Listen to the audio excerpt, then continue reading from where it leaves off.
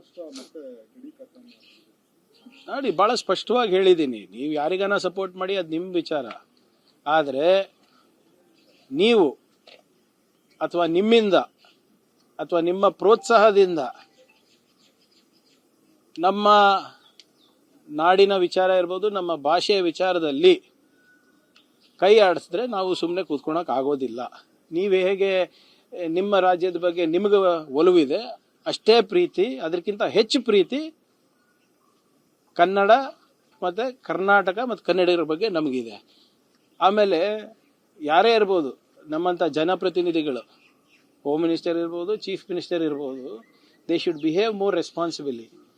ನಾವು ನಮ್ಮ ಮಾತಿಂದ ಅಥವಾ ಯಾರಿಗೆ ಪ್ರೋತ್ಸಾಹ ನೀಡ್ತಾ ಇದ್ದೀವಿ ಅಂತ ನಾವು ಯೋಚನೆ ಮಾಡಿ ಮಾತನಾಡಬೇಕು.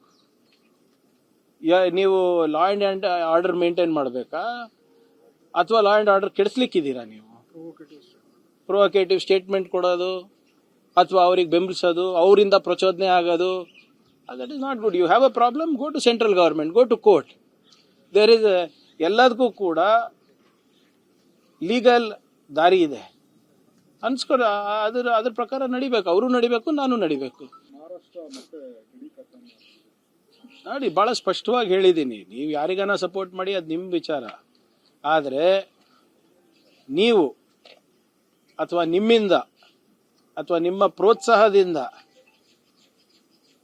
ನಮ್ಮ ನಾಡಿನ ವಿಚಾರ ಇರ್ಬೋದು, ನಮ್ಮ ಭಾಷೆಯ ವಿಚಾರದಲ್ಲಿ ಕೈ ಆಡಿಸಿದ್ರೆ ನಾವು ಸುಮ್ಮನೆ ಕೂತ್ಕೊಳಕ್ ಆಗೋದಿಲ್ಲ.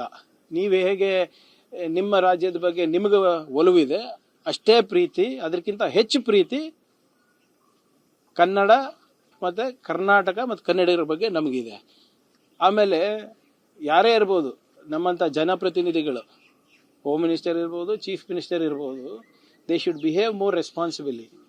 ನಾವು ನಮ್ಮ ಮಾತಿಂದ ಅಥವಾ ಯಾರಿಗೆ ಪ್ರೋತ್ಸಾಹ ನೀಡ್ತಾ ಇದ್ದೀವಿ ಅಂತ ನಾವು ಯೋಚನೆ ಮಾಡಿ ಮಾತನಾಡಬೇಕು.